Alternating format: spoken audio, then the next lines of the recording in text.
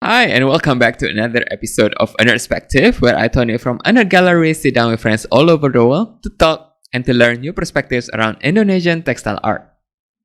Today, I'll be talking to Dwi Anggraini, who has been helping at her mom's batik atelier, Batik Gading Kencana, in Rembang, Indonesia. And she will be sharing her perspectives in how we can promote Indonesian textile and arts to the younger audience. Today's session will be in Bahasa Indonesia, and the English translation of the transcript is available on our website www.anartgallery.com. And without further ado, sit back, relax, and enjoy Dwi's and Perspectives. Terima kasih Dwi sudah meluangkan waktu untuk ngobrol-ngobrol bareng di acara Perspective hari ini. Bagaimana kabarnya di sana? Baik. Ya, saya mendengar tentang Dwi dari teman kita yang jauh di sana di Belanda, dari Sabina. Karena saya saya mau ngobrol-ngobrol dengan anak-anak muda nih yang penggiat wastra, penggiat batik yang muda gitu. Oh, bisa kontak Dwi gitu, coba ngobrol ya. Terus akhirnya kita kontak dan kita ada kesempatan hari ini untuk ngobrol bareng. Ya, mungkin sebelum kita melanjutkan diskusi lebih lanjut, mungkin bisa memperkenalkan diri siapa Dwi dan perjalanannya berkenalan dan belajar batik. Perkenalkan, nama saya Dwi Anggraini, bisa dipanggil Dwi. Asal saya dari Rembang, Jawa Tengah, dan saya sekarang sedang belajar di salah satu universitas di Yogyakarta dan mengambil program studi pendidikan bahasa Jawa. Awal mula saya mengenal batik itu sudah dari kecil, jadi dari ibu, terus dari nenek, terus buyut, semua itu dulunya buruh batik di salah satu pengusaha batik di Lasem. Oh, oke. Iya. Terus kemudian di tahun 2005 di desa saya itu didirikan sanggar batik dan juga sanggar tari itu oleh Institut Pluralisme Indonesia. Nah, terus saya di situ mengikuti sanggar tersebut. Nah, jadi awal mula saya mengenal batik itu dari sanggar itu. Oh, itu tahun 2005. Iya. Tapi pas kecil sudah ngelihat ibu nenek menyanting membatik juga. Iya. Dari kecil udah lihat ibu batik.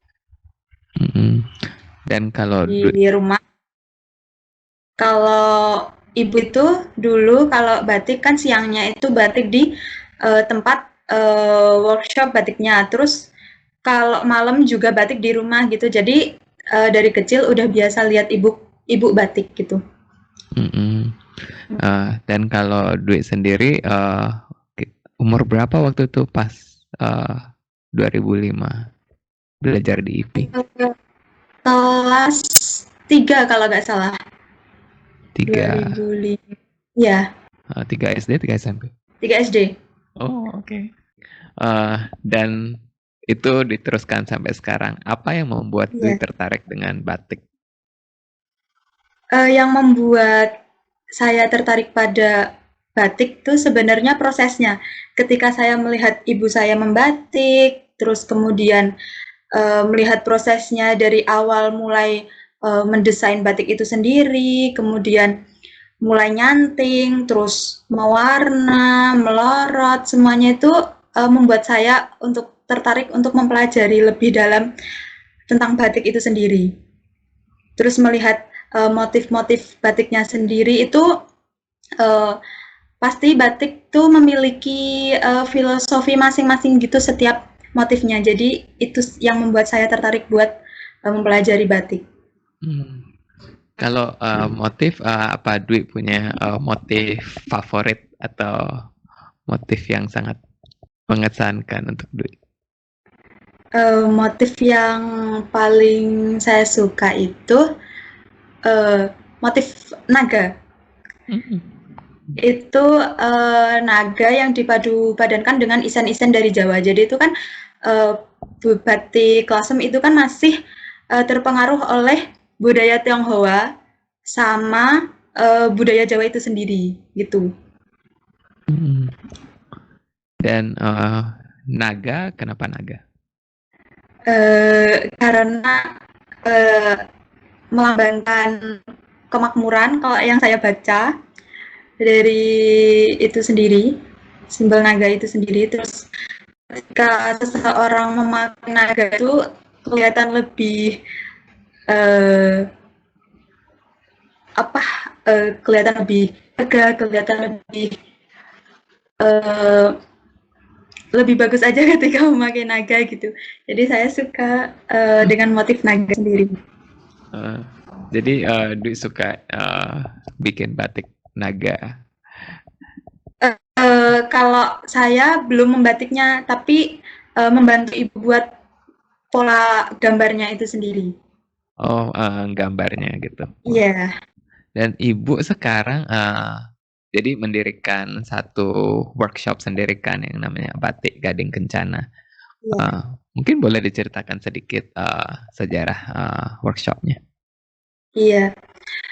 Jadi Batik Gading Kencana itu dulu didirikan pada tahun 2011. Awal masuk kakak saya masuk ke perguruan tinggi. Jadi itu ibu kan dulu buru batik, terus ayah juga dulu cuma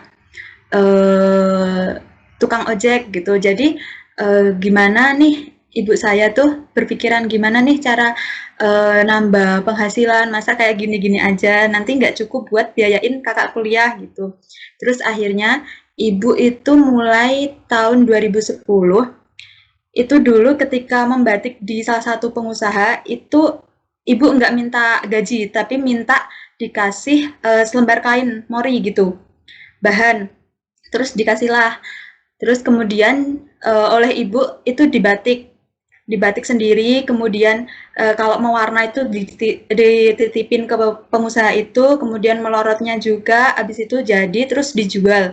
Nah hasil jual itu kemudian dibelikan bahan-bahan batik sendiri oleh ibu, terus kemudian dibatik sendiri lagi dan gitu terus sampai akhirnya tahun 2011 itu ibu memutuskan buat diriin Batik Gading Kencana itu. Awalnya itu yang masuk karyawannya itu cuma satu dari tetangga sendiri. Kemudian semakin batiknya semakin berkembang, kemudian karyawannya tambah lagi itu dari tetangga-tetangga juga, gitu sampai sekarang. Sekarang ada berapa orang kira-kira? Kalau di workshopnya sendiri itu kira-kira ada 15 orang. Semua termasuk yang nyanting, yang buruh warna dan melorot juga. Iya, itu 15 orang di workshopnya. Dan itu semua dari tetangga sendiri. Iya, kebanyakan dari tetangga. Kan visi misinya itu dulu gini, pengen buat nyejahterain masyarakat sekitar gitu. Dulu kan ibu-ibu itu pada nganggur, gak punya kerjaan gitu kan banyaknya. Terus buat batik itu juga buat nyiptain lapangan pekerjaan juga buat ibu-ibu gitu di sekitar. Di desa itu sendiri ibu-ibunya dulu memang buruh batik atau mereka baru belajar pas waktu ibu mendirikan Batik Gading Kencana? Itu kebanyakan udah pernah membatik di pengusaha di Lasem. Terus kemudian ketika ibu mendirikan batik itu, mereka pada pindah ke ibu karena lebih dekat, terus bisa ngawasin anak-anaknya juga gitu. Nah, terus kalau Dwi sendiri bantu ngapain? Ketika saya di rumah kan sedang belajar di Jogja, terus ketika di rumah saya membantu ibu buat gambar pola-pola batik, terus kemudian ngefoto-foto produk buat dijual online. Produk-produknya apa aja ya? Kalau boleh saya tahu. Produknya untuk saat ini baru kain batik. Dan kain itu dijualnya selain online terus di mana aja dipasarkan?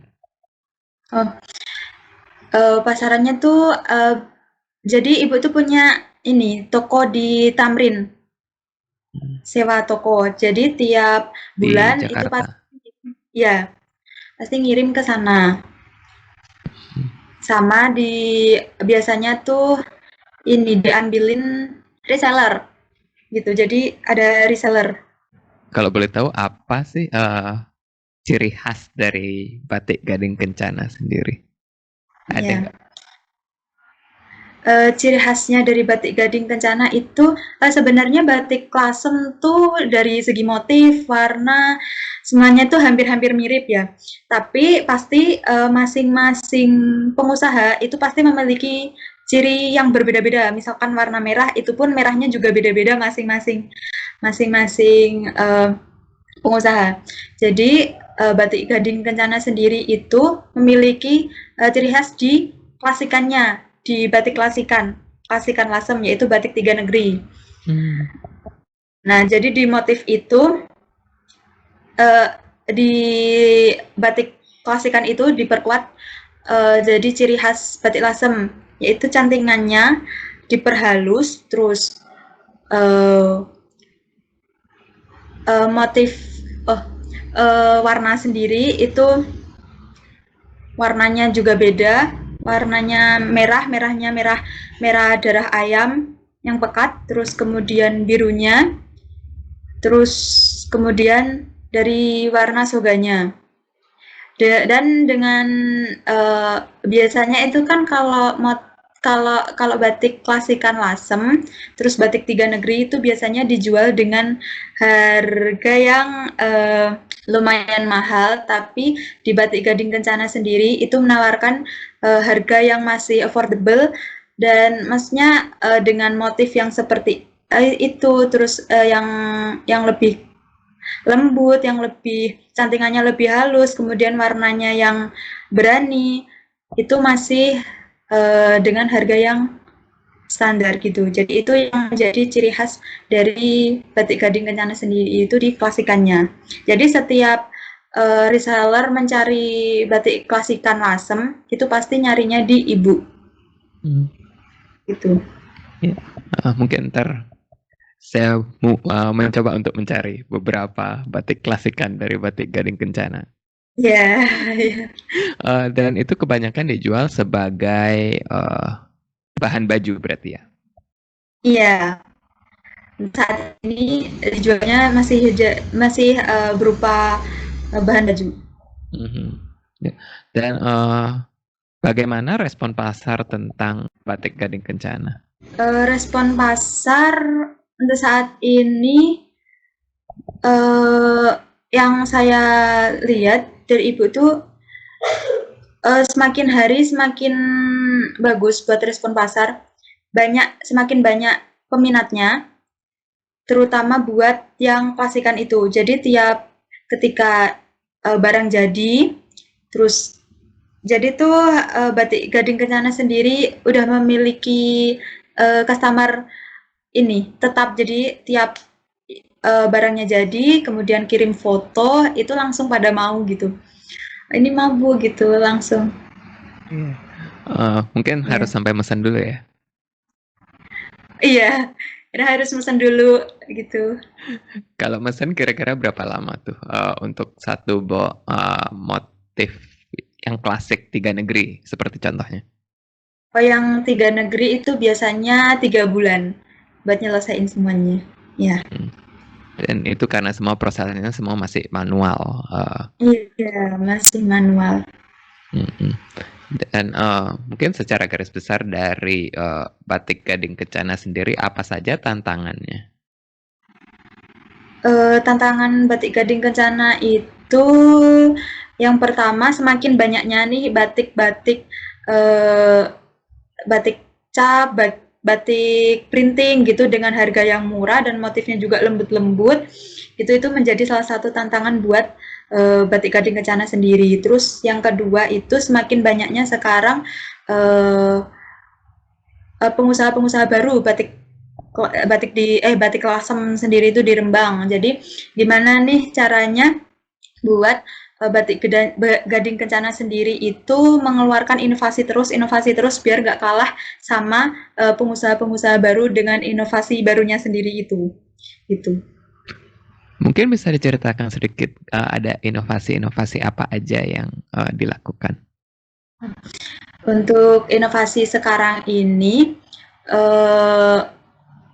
dari Gading Kencana sendiri itu mulai membuat motif-motif baru, kemudian sekarang juga lagi mendesain buat baju-baju buat desain baju, terus kemudian inovasi buat warna-warna juga yang sesuai sama yang diinginkan pasar gitu. Mungkin bisa diberikan sedikit contoh motif dan warna-warna baru yang dimiliki Batik Gading Kencana.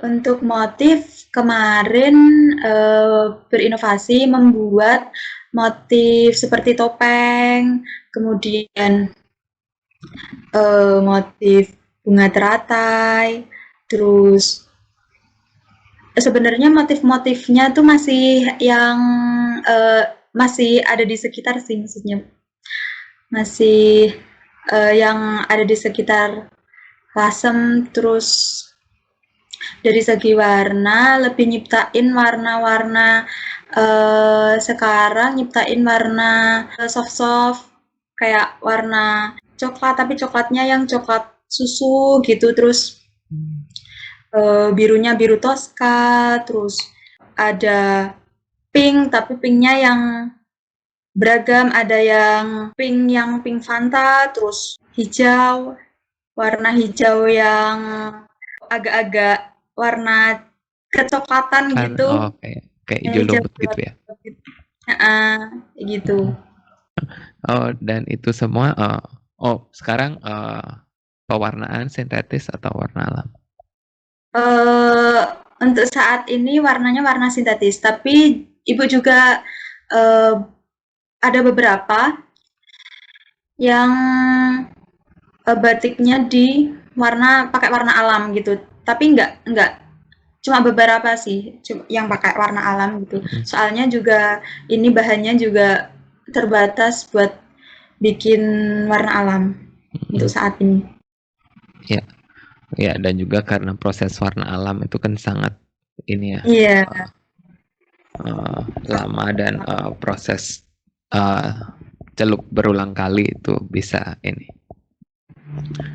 Iya. Terdampak pada kualitas malamnya mungkin juga ya. Iya. Dan biasanya kalau motif sama kualitas warnanya juga. Kalau warna alam tuh biasanya cepet lentur gitu, warnanya cepet bladus kalau Jawa tuh. Biasanya kalau motif-motif baru ini sama warna-warna baru itu siapa yang punya gagasan? Buat motif-motif baru untuk saat ini masih Ibu yang punya gagasan. Soalnya saya masih fokus di kuliah ini dulu gitu. Dan saya seringnya di Jogja, jadi jarang pulang ke rumah gitu. Jadi ya jarang-jarang buat bantu Ibu gitu. Kalau saudara-saudaranya Dwi sendiri berkecimpung dunia batik atau? Saya punya saudara satu, Mbak saya itu udah di Jogja. Jadi Mbak juga nyiptain brand baju jadi gitu. Jadi di brand itu juga promosiin batiknya Ibu. Jadi Mbak buat kayak baju buat kayak kebaya gitu, tapi dipadu-padankan dengan batik Lasem bawahannya gitu. Iya. Menarik, jadi masih ada sambungannya lah. Iya. Dan juga selain batik, saya lihat Dwi ini sangat tertarik dengan kebudayaan Jawa. Yang pertama menari, dan tadi mention belajar prodi bahasa Jawa. Pertama mungkin kita ngobrol tentang nari deh. Soalnya saya pertama ngelihat Dwi nari untuk proyeknya Sabin. Eh, Boleh diceritain sedikit nggak bagaimana waktu itu Iya, pengalaman? jadi tuh pertama saya bisa menari, pertama saya kenal tari tuh di sanggar itu, di sanggar batik yang itu. Dulu tuh tiap hari Minggu itu selalu datang di sanggar, terus di sanggar itu diajarin buat nari. Nah, tari pertama yang saya bisa, yang saya tahu itu adalah tari batik. Gitu. Jadi selama itu saya um, mempelajari tari batik mulai dari gerakan-gerakan dasarnya, terus kemudian uh, ngeluasin ini badannya gitu, terus semakin sering mempelajari itu, terus lama kelamaan bisa hafal. Pertama saya bisa nari itu tari batik itu sendiri. Terus kelas kelas pada waktu SMA lupa kelas Tari batik itu 11. basisnya tari Jawa atau bagaimana? Iya, tari batik itu tari Jawa. Terus eh, pada SMA saya nari itu mulai dari kelas 3 itu, kelas 3 terus SD nari, terus kemudian di SMP saya nggak pernah nari. Soalnya udah waktunya udah ini susah buat latihan. Terus juga saya tidak mengikuti ekstrakurikuler tari di SMP, kemudian di SMA saya mengikuti ekstrakurikuler tari lagi. Di SMA saya mempelajari tari gambyong dari Jawa Tengah. Kemudian di SMA kelas 2 kalau nggak 3 kalau nggak salah itu saya dikontak sama Sabin buat kerjasama buat tari di penelitiannya di proyeknya Sabin itu menarikan tari batik gitu. Dan akhirnya Sabin uh, melakukan proyeknya itu di Lasem juga, terus di situ menarikan tari batik itu sendiri di rumah di rumah saya sendiri. Di pekarangan rumah itu. Iya. Dan gimana perasaannya pas waktu menari itu? Ketika saya dihubungin Sabin tuh kaget karena udah lama nggak nari, bisa nggak sih masih bisa nggak ya saya nari gitu. Terus apalagi tari batik yang udah lama nggak saya tariin lagi, terus bisa nggak ya. Terus abis itu saya coba buat nari batik lagi, latihan lagi. Habis itu akhirnya bisa hafal lagi. Terus ketika nari itu kan udah lama nggak nari, rasanya deg-degan bawain tari batik yang udah lama nggak saya tariin, ini gimana gitu. Terus ya udah saya narinya dengan saya percaya kalau saya menari dengan rasa saya itu juga nanti hasil yang saya tarikan itu juga nggak mengecewakan orang gitu, saya kayak gitu. Terus ya rasanya seneng karena uh, saya beruntung buat bisa dihubungin sama Sabin. Nggak semua orang bisa seperti saya pada saat itu, bisa seberuntung saya bisa dihubungin oleh Sabin buat terlibat buat di salah satu proyeknya itu. Rasa senang banget sih pada saat itu, apalagi dilihat banyak orang gitu. Ya, dan sekarang videonya ini sih sudah tersebar di mana-mana di internet. Jadi Iya. lebih banyak orang lagi yang melihat. Iya.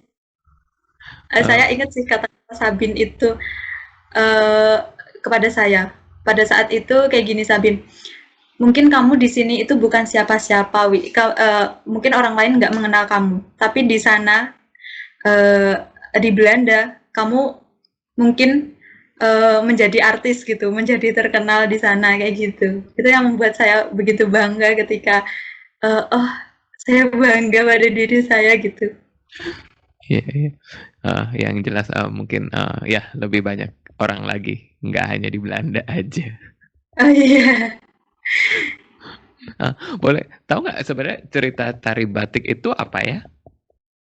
Tari batik itu sebenarnya menarikan proses membatik itu sendiri. Hmm. Ya, dari mulai nyanting, terus kemudian mewarna, terus mengeringkan gitu. Itu tari batik itu menarikan proses gimana proses membatik itu sendiri Hmm. gitu. Ya, dan itu didokumentasikan dan didampingin dengan kain-kain batik Gading Kencana harusnya. Iya. Oh, keterlibatannya Dwi dan sekarang mempelajari bahasa Jawa itu bagaimana ceritanya? Iya, jadi dulu tuh saya tuh dulu ketika melihat tetangga saya, teman saya yang masih seumuran saya itu dulu tuh bisa menggunakan bahasa Jawa krama. Dan saya merasa kok saya susah ketika mempelajari bahasa Jawa itu, apalagi krama gitu kan. Ketika ngomong dengan orang tua, itu saya menggunakan bahasa Jawa yang ngoko gitu. Jadi uh, gimana sih masa saya sebagai orang Jawa tapi saya susah buat mempelajari itu. Terus kemudian pas saya SMA saya melihat nilai-nilai bahasa Jawa saya terutama di aksara Jawa itu bagus gitu, di aksara Jawa bagus. Terus saya mulai di SMA itu mulai tertarik sama budaya-budaya Jawa. Terus ketika orang tua dulu itu kan sering kayak misalkan eh, kayak banyak mitos-mitos di Jawa gitu, misalkan nggak boleh duduk di pintu, nggak boleh apa itu kan kalau ditanya kenapa itu bilangnya nggak elok gitu, nggak boleh gitu, tapi tanpa alasan gitu. Jadi saya tertarik untuk mempelajari bahasa Jawa itu juga karena itu ingin ingin tahu sebenarnya itu apa gitu, kenapa gitu sebenarnya kayak gitu. Terus saya searching-searching di bahasa Jawa itu juga tidak hanya mempelajari bahasa aja, tapi juga budayanya, terus klinik-kliniknya juga di bahasa Jawa itu juga diajarin kayak gitu. Cara berbusana juga, berbusana Jawa seperti apa, yang pakem itu yang benar seperti apa, seperti itu. Jadi itu yang membuat saya pengen buat mempelajari bahasa Jawa sendiri itu. Ya, sangat menarik. Jadi bukan hanya belajar ya bahasa Iya. sastra itu aja, cuman dan juga pelajaran-pelajaran dan budaya-budaya Jawa dalam keseharian. Kalau di Rembang bahasa Jawanya pakai bahasa ngoko kebanyakan. Iya, kebanyakan pakai bahasa ngoko, tapi juga banyak juga yang menggunakan bahasa kromo. Tapi untuk zaman sekarang untuk bahasa kromo tuh eh, sangat ini buat anak-anak muda sangat minim sekali kalau anak muda memakai bahasa kromo itu. Itu. Dan itu biasanya diajarkan di sekolah dasar. Gitu. Iya. Sekolah dasar ada, terus SMP juga diajarkan, terus SMA juga masih saat ini. Ada diajarkan tapi nggak digunakan sehari-hari. Gitu. Iya, mungkin begitu. Ya tadi ya salah satu yang Dwi mention tentang budaya busana. Bisa diceritakan sedikit nggak? Jadi di jurusan saya itu ada salah satu mata kuliah yaitu busana Jawa.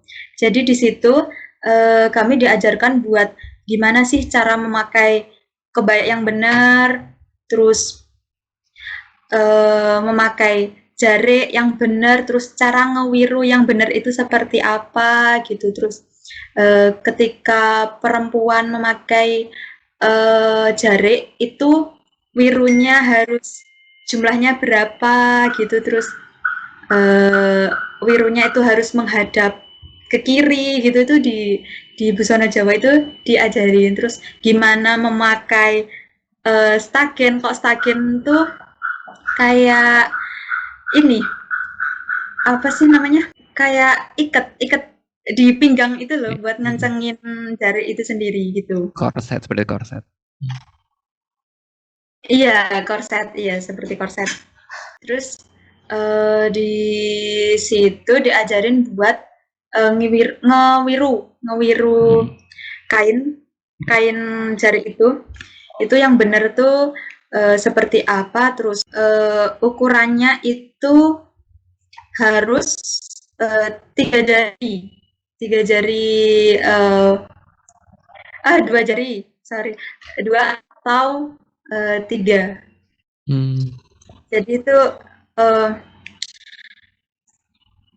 bisa juga beda sih, soalnya kan ukuran jari orang tuh beda-beda. Jadi kalau buat cewek sendiri itu jarinya itu wirunya itu harus 2 jari, lebarnya harus 2 jari. Terus untuk cowok sendiri itu lebarnya harus 3 jari. Terus kalau cowok sendiri ketika memakai jari batik itu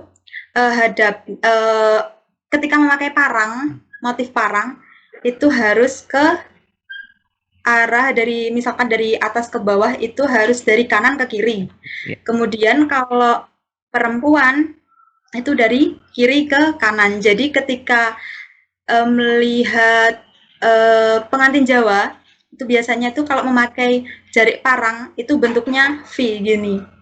Jadi nyambung ya gitu. Jadi yang pria biasanya itu di sebelah kanan, yang wanita itu di sebelah kiri gitu. Jadi membentuk V gitu. Oke. Kalau misalnya mereka berdiri berbarengan gitu. Iya. Oke. Ya, itu saya baru tahu. Kayaknya harus satu sesi lagi nih untuk kita belajar tentang busana budaya Jawa. Dan itu kebanyakan saya asumsi budaya keraton juga ya. Iya, itu yang pakem dari keraton seperti itu. Jadi kalau busana Jawa sendiri itu kan jadi tuh ada dua pakem. Jadi yang satu tuh dari Keraton Surakarta, yang satu dari Jogja. Itu. Kalau di Rembang sendiri ada budaya tertentu nggak sih tentang pemakaian busana? Kalau di Rembang sendiri, setahu saya nggak ada. Karena di Rembang sendiri itu buat busana busana Jawanya itu pakemnya itu mengacu pada Keraton Surakarta gitu. Ketika nikahan juga busananya juga itu pakemnya pakem Keraton Surakarta gitu. Oh, jadi dia lebih mengikuti budaya Surakarta. Iya. Iya, benar. Oh, dan seperti tadi Dwi mention juga udah ada percampuran akulturasi budaya Tionghoa, Jawa. Jadi udah nggak terlalu dengan pakem-pakem keraton saja. Iya, benar. Dan tadi Dwi juga mention penasaran ada berapa orang sih yang belajar prodi bahasa Jawa di sekolah? Oh, untuk seangkatan saya itu yang diterima itu semuanya ada sekitar 83-an mahasiswa. Ya, lumayan. Saya kira akan sedikit sekali 10-20-an. Ya, dan banyak. Karena saya mau tanyakan, ya tadi karena Dwi mention, ya itu diajarkan di sekolah tapi nggak dipakai sehari-hari.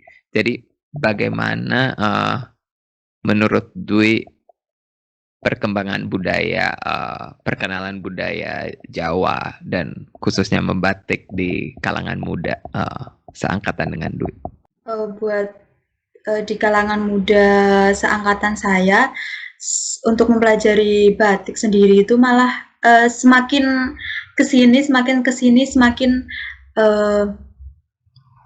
sedikit yang buat tertarik untuk mempelajari budaya Jawa, untuk mempelajari batik itu sendiri.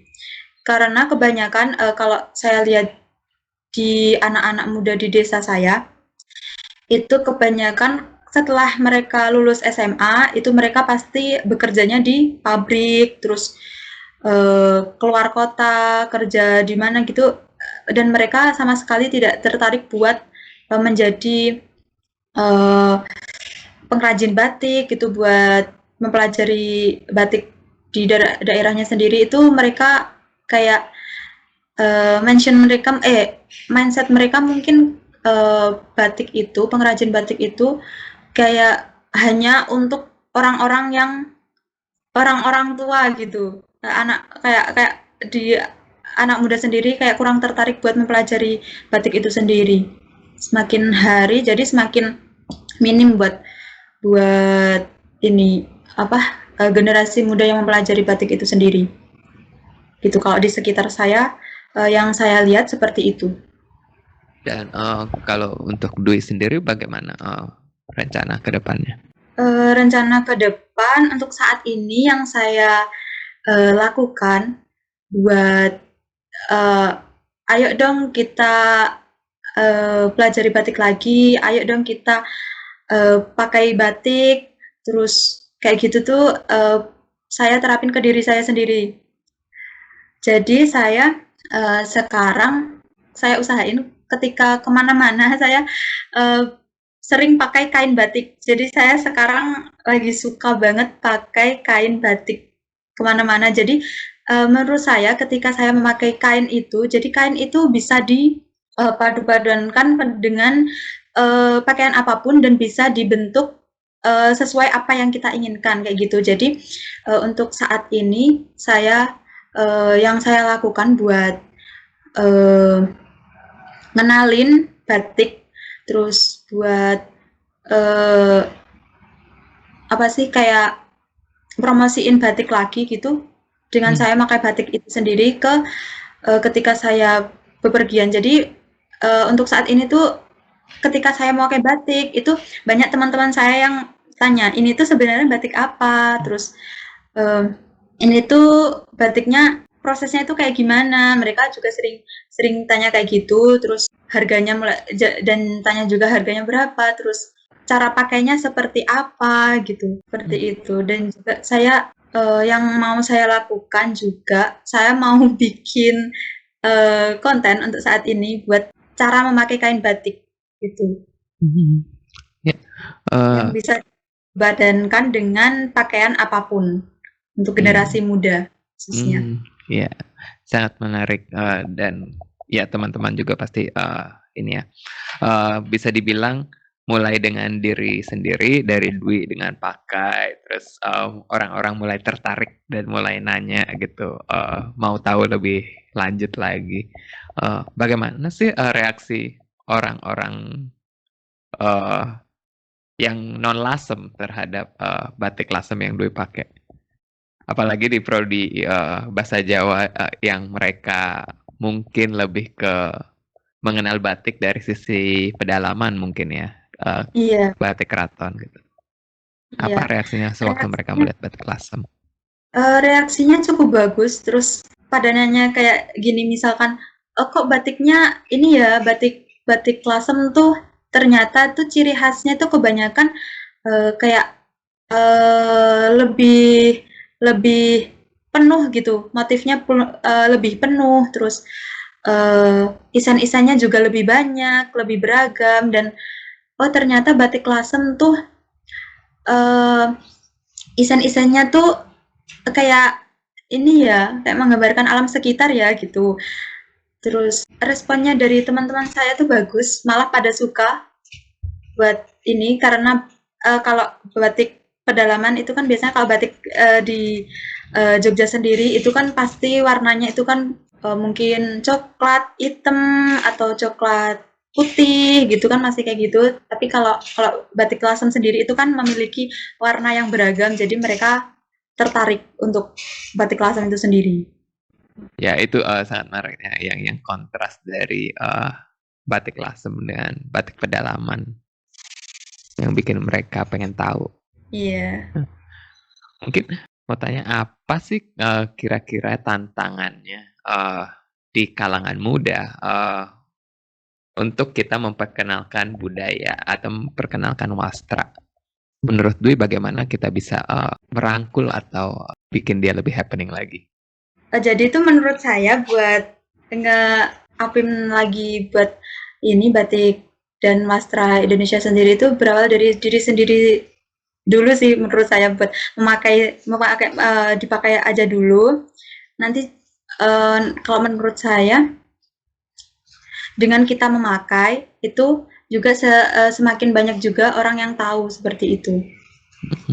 Beberapa poin yang saya sering dengarkan, pakai batik kayak orang tua gitu. Terus yang satu lagi pakai batik ribet gitu. Gimana sih biasanya Dwi nanggepinnya? Iya, banyak teman saya yang seperti itu, misalkan pakai batik itu seperti orang tua, karena yang mereka lihat mungkin batiknya dari segi warna dan motif, terus desain bajunya juga itu yang masih gitu-gitu aja gitu. Maksudnya desainnya juga yang misalkan warna itu warna-warnanya yang gelap mungkin. Jadi kalau ketika dipakai itu seperti orang tua gitu. Padahal itu kan sebenarnya banyak batik-batik di Indonesia itu yang sekarang udah mengikuti zaman sekarang gitu, maksudnya dari segi motif, kemudian warna dan juga desain baju sekarang tuh udah kekinian gitu. Mungkin yang mereka tahu eh, ketika mereka mengatakan seperti itu, mungkin mereka taunya yang buat batik-batik kayak desain-desainnya juga seperti dulu gitu. Ya saya teman saya berkata seperti itu, ya saya mencoba buat meluruskan, ini loh nggak seperti itu, jadi itu batik kayak gini gitu. Sebenarnya itu banyak batik yang buat anak muda itu juga banyak gitu, seperti itu. Kalau untuk mengatasi komentar pakai batik ribet gitu, apa yang biasanya Dwi sarankan? Biasanya saya ini sih ngasih tahu gini loh caranya. Jadi saya mau mempraktekkan buat memakai batik itu sendiri, memakai kainnya seperti itu pada teman saya. Ya, tapi memang itu apa ya, latihan mungkin ya, karena lebih sering make, jadi lebih sering tahu Iya, simpul-simpul, tahu badan sendiri. iya. Heeh. Emang kalau sudah sekali pakai udah biasa gitu kan. Apa saja kira-kira bantuan atau peluang yang diperlukan untuk memenuhi aspirasi Dwi untuk mempromosikan batik ke kalangan-kalangan muda? Lebih banyak aja sih yang memakai batik gitu. Coba lebih banyak yang memakai batik, terus kemudian memakai wastra Indonesia itu menurut saya sudah membantu buat saya eh, mewujudkan misi saya gitu. Hmm. Itu aja sederhananya aja. Ya. Gitu. Jadi Dwi akan sedang mengeluarkan konten-konten untuk memperkenalkan wastra dan bagaimana memakai. Itu biasa dilihat di mana itu? Untuk saat ini baru buat tutorialnya itu baru mau bikin. Kalau keseharian saya memakai batik itu biasanya saya upload di story Instagram gitu. Batik Story-nya Indonesia. saya sendiri. Hmm. Story Jadi disebarkan di antara teman-teman paling enggak gitu, diperkenalkan ke Iya, teman-teman dulu. Mhm. iya. Ya, ya mungkin itu pertanyaan saya selain nyelesain skripsi, bikin tutorial batik, apalagi nih yang sedang disibukkan sama Dwi? Ada Eh, ngerjain project apa enggak? untuk saat ini belum ada proyek sih, Mas. Tapi mungkin setelah saya lulus, saya mau ini apa fokusin buat ngembangin batik Gading Kencana sendiri buat bantuin ibu. Mungkin nanti saya bisa buat desain-desain baju yang sekiranya cocok sama anak-anak muda sekarang kayak gitu. Lulus berapa bulan lagi teh? Sekitar 6 bulan lagi mungkin perkiraan. Oke. Ya, ini ya apa sih? Di babak terakhir. Nulis skripsi gitu. Dan mungkin pertanyaan terakhir sebelum kita menutup ngobrol-ngobrol kita hari ini, apa sih harapan Dwi ke depan untuk batik dan wastra Indonesia secara garis besar? Harapan saya ke depannya buat batik dan wastra Indonesia itu semakin banyak lagi yang cinta, yang mau memakai batik dan wastra Indonesia itu sendiri. Terus untuk saat ini yang saya lihat sih sudah mulai banyak anak-anak muda yang mulai tertarik sama wastra Indonesia. Bahkan saya lihat di Instagram itu sekarang udah ada banyak yang akun yang di situ mempromosikan wastra Indonesia. Itu keren banget. Dan kedepannya semoga wastra dan semoga batik dan wastra Indonesia itu semakin berkembang, semakin banyak orang yang tahu. Ya seperti itu harapannya untuk garis besarnya.